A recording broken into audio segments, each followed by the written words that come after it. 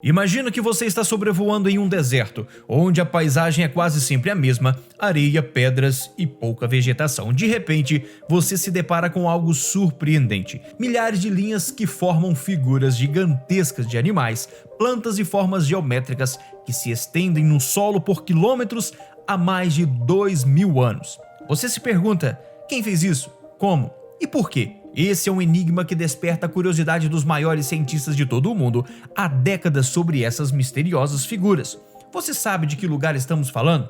Já já eu te digo, mas primeiro precisamos entender quem eram os responsáveis por essas linhas. Os Nazca. Antes dos Incas, os Nazcas viveram da costa do sul do Peru entre os séculos 1 e 7. Esses desenhos são chamados de geóglifos e são feitos removendo ou acumulando pedras ou terra, criando contrastes no solo. Podem ter formas geométricas ou representar figuras reais ou imaginárias. Mas como os Nazca conseguiram sobreviver e prosperar em uma região tão seca e hostil, onde quase nunca chove e a água é escassa? A resposta está nos incríveis aquedutos de Nazca, que são um sistema hídrico surpreendentemente avançado para a época, construído entre os anos de 300 e 500 da nossa era, ou seja, na mesma época em que as linhas foram feitas. Os aquedutos de Nazca são um conjunto de geleiras filtrantes, compostos, reservatórios e canais, alguns subterrâneos e outros a céu aberto, escavados pelos Nazca,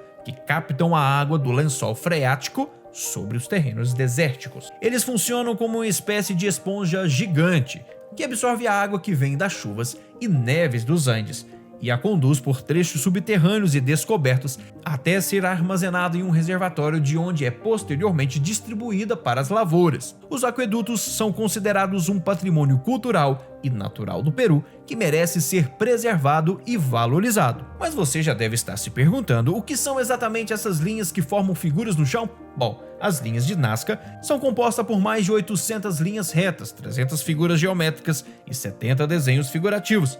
As linhas retas podem chegar a 65 km de comprimento e as figuras podem medir até 370 metros de largura. Essas linhas foram feitas removendo os seixos cobertos de óxido de ferro marrom avermelhado que cobrem a superfície do deserto de Nazca. Ao retirar essas pedras, os Nazcas expuseram o subsolo de cor amarela acinzentada, criando um contraste visível. As linhas têm entre 10 e 15 centímetros de profundidade e foram preservadas pelo clima seco e ventoso da região. As linhas de Nazca foram descobertas pelo arqueólogo peruano Toribio Mejia em 1927. Quando ele sobrevoou a região em um avião, ele ficou intrigado com as marcas no solo e começou a estudá-las. No entanto, foi somente na década de 1940 que as linhas ganharam fama mundial graças ao trabalho da matemática alemã Maria Riesch, que dedicou sua vida a medir, mapear e interpretar os geóglifos. Maria foi uma das primeiras a propor que as linhas tinham um propósito astronômico e que representavam constelações.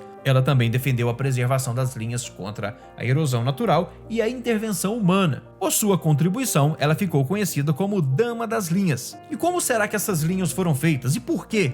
Existem algumas teorias a respeito das misteriosas linhas? Essa é a pergunta mais difícil de responder, pois não há registros escritos ou orais que expliquem o significado das linhas de Nazca. Por isso, há muitas teorias diferentes e até contraditórias sobre o assunto. Uma das teorias mais famosas e polêmicas foi proposta pela própria arqueóloga alemã Maria Riesch. Ela acreditava que os geóglifos eram um gigantesco calendário astronômico que servia para marcar as datas importantes do ano agrícola e religioso dos Nazca. Segundo ela, os desenhos representavam constelações ou estrelas e as linhas apontavam para os pontos onde elas nasciam e se punham no Oriente. Ela também afirmava que os Nazca tinham conhecimentos avançados de astronomia e matemática que usavam as linhas como instrumentos de medição do tempo e do espaço. No entanto, essa teoria foi contestada por outros pesquisadores que argumentaram que não há evidências suficientes para sustentá-la. Eles apontaram que muitos dos desenhos não têm relação com o céu e que as linhas não coincidem com os movimentos dos astros.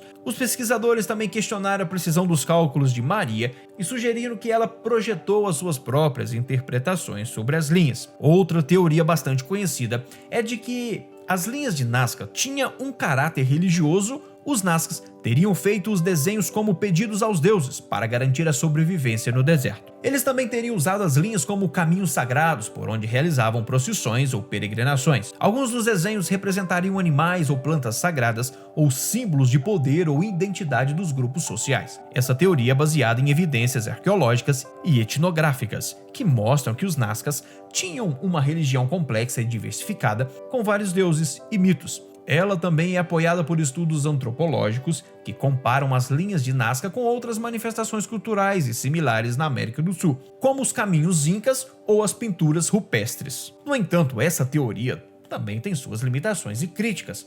Ela não explica por que os Nazcas fizeram desenhos tão grandes e detalhados se eles só podiam ser vistos pelos deuses. Ela também não esclarece qual era o critério para escolher os animais ou as placas representadas, nem qual era o significado específico de cada um.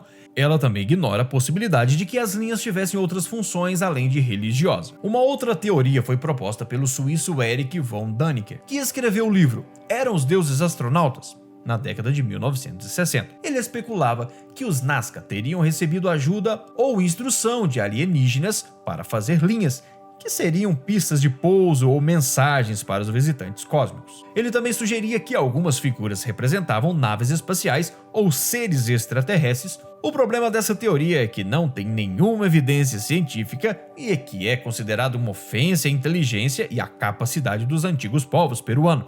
Além disso, ela ignora o contexto histórico, cultural e ambiental em que as linhas foram feitas. Mas depois de todas essas teorias, será que alguma delas consegue explicar completamente o mistério das linhas de Nazca? Será que elas são apenas resultados de uma cultura antiga e fascinante? Ou há algo mais por trás delas? Será que elas escondem algum segredo que ainda não foi revelado? Ou alguma mensagem que ainda não foi decifrada? Bom, o que sabemos é que hoje em dia as linhas de Nazca são um patrimônio histórico e a cultura da humanidade, mas também estão ameaçadas pela ação do tempo e do homem. Ao longo dos anos, as linhas sofreram danos causados por fenômenos naturais, como terremotos, inundações e erosão, e por intervenções humanas, como construção de estradas, mineral ilegal, vandalismo e poluição. E você, o que pensa sobre as linhas de Nazca? Qual é a sua teoria preferida? Você gostaria de vê-las pessoalmente?